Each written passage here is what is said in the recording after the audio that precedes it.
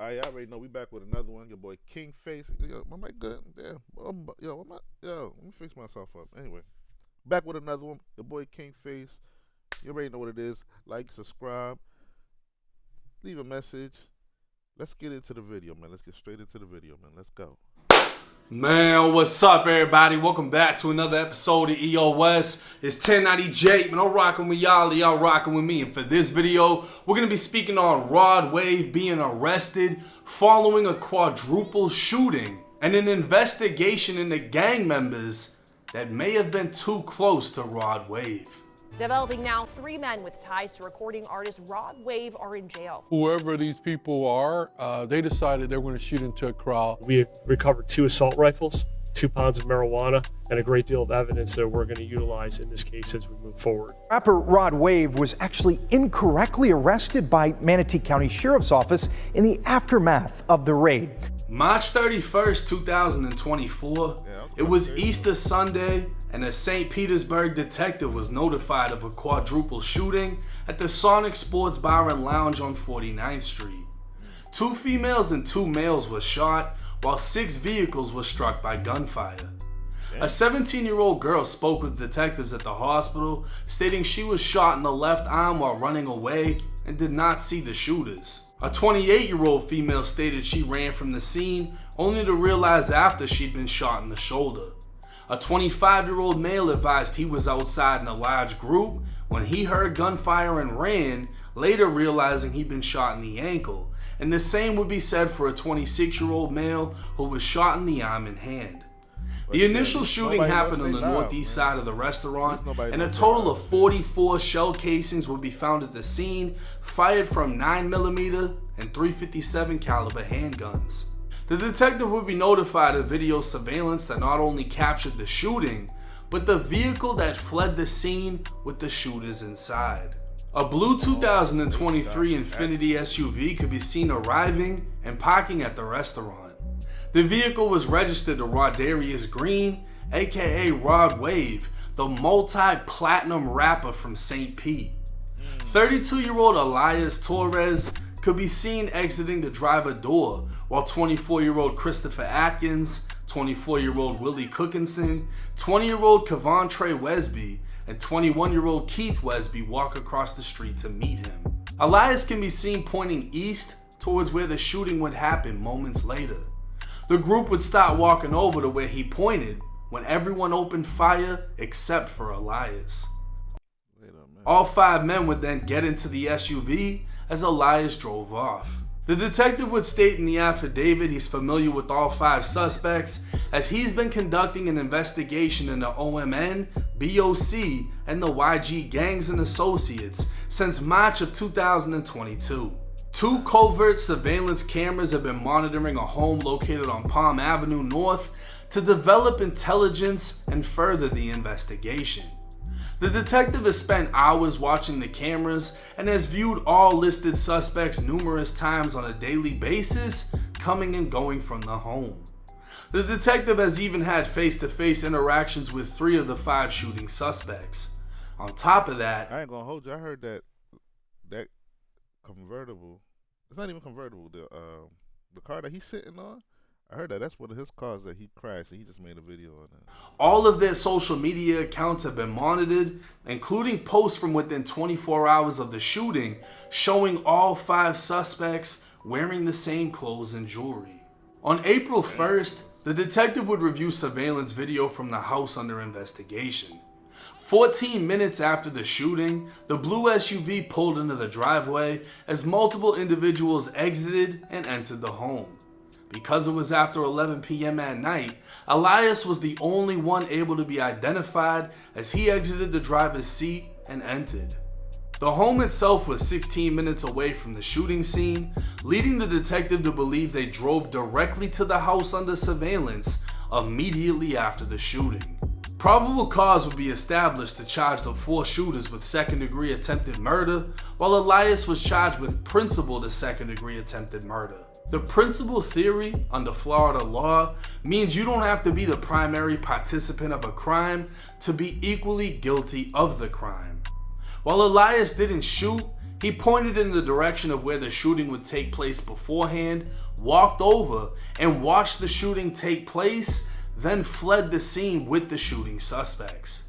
One of the shooters were on bond, while two others were convicted felons, leading to additional charges being filed against them. A search warrant was signed and executed on the home, in which two men were arrested, one of them who shares the same last name as Rod Wave. 2 rifles and 2 pounds of marijuana would be found inside of the home, while a BMW would also be found on the side of the home that would later be linked to several other shootings in the city. That vehicle was also registered to Rod Wave. Detectives would later learn of another home in Palmetto that would be searched, and inside would be more firearms, ammunition, cash, and jewelry. Both of these homes were being rented by Rod Wave.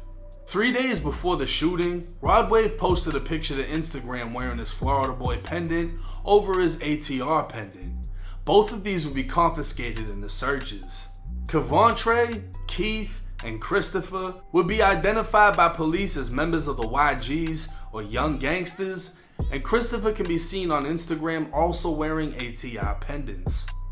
Rod Wave is known for claiming ATR as his own clique, with ATR standing for Addicted to Racks. Now, to clarify, there's no evidence ATR is a gang, and it isn't being investigated as a gang, but Rod Wave is being investigated for his ties to the YGs.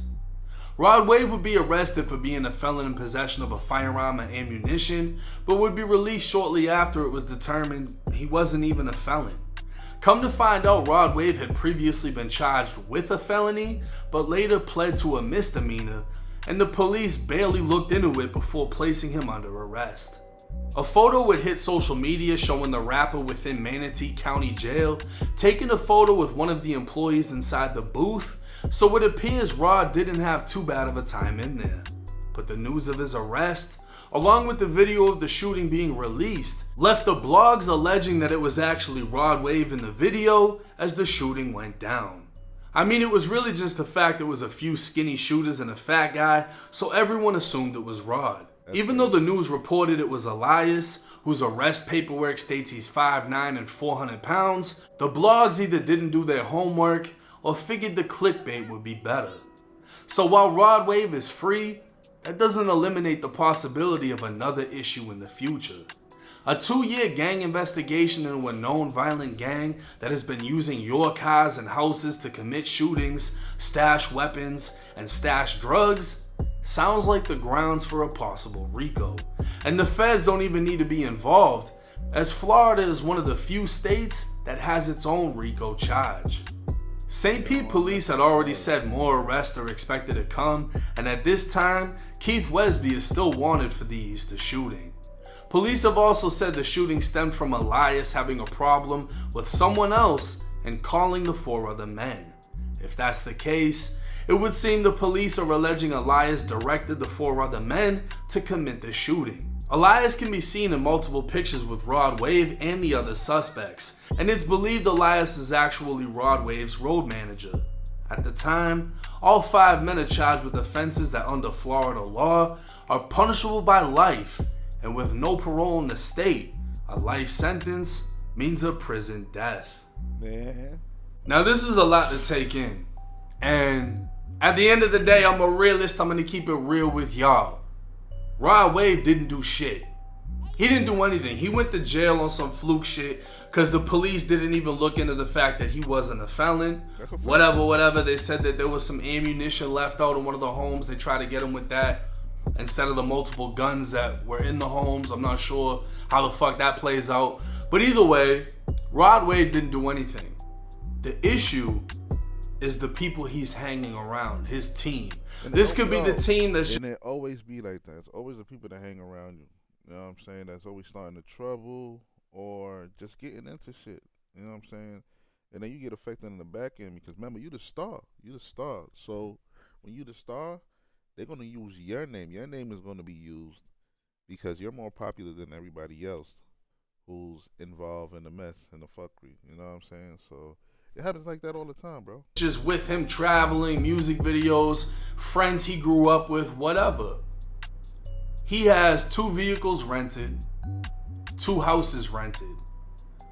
The shooters in this case have been using one of these houses, and one of the vehicles was used to flee the scene of the shooting. That right there is a problem. It is. I'm not sure They fumble in the bag, bro. if they could charge him, because it's like, yo, that's my manager. I let him use a car that I rent, whatever.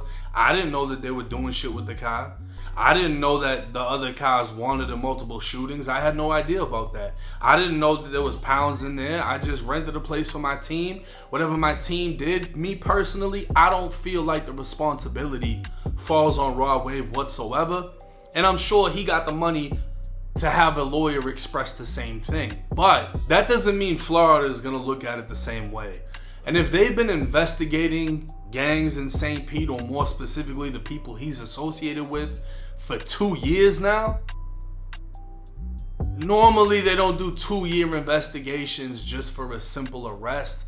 They're investigating you for 2 years because they're building up an entire case. So when they come and smack down, there's an overwhelming amount of evidence they're able to use to put you away. Now, the RICO in Florida, I believe, carries like 20 years itself. Never mind the quadruple shooting, attempted murder, that would be just one count of the RICO. Now, they seized up all the jewelry and everything in the house. Really, the only explanation was we saw them wearing the jewelry. We knew it was them because we could see jewelry on the shooting surveillance, whatever. In my opinion, they're taking away your means to defend yourself. Right. We know you got jewelry. We know you got cash. Right. You better have some money in the bank. Otherwise, we're taking everything that you could use or sell to hire a defense team. Right. Now, as far as Rod Wave goes, I mean, he's a millionaire. He's a platinum artist. You got to be careful with who you're hanging around. Moving forward, now that he knows what's going on, he definitely got to be tiptoeing through St. Pete. I'm surprised he actually hasn't gotten up out of St. Pete. But at the end of the day, we don't know where this is going to go. They're saying more arrests are going to come.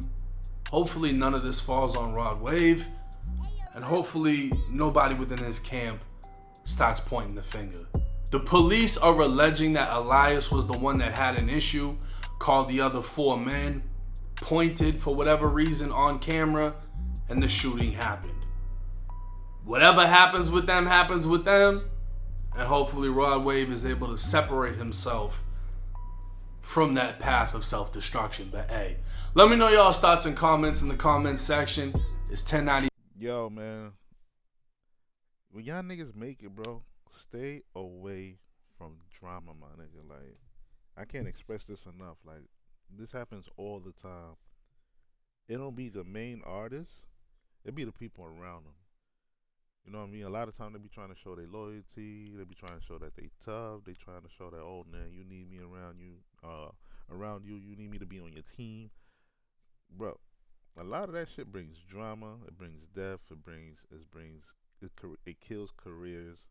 And, you know, it's just a lot of times not even worth it. You know what I'm saying? So, y'all take care of yourselves out there, man, and stay away from the drama, bro, because life is short as it is, man. We here for a short time, or should I say we here for a good time, not a long time, you know what I'm saying? So make sure you subscribe, like, leave a comment, and let me know what y'all feel about the video, man. Much love. Until next time.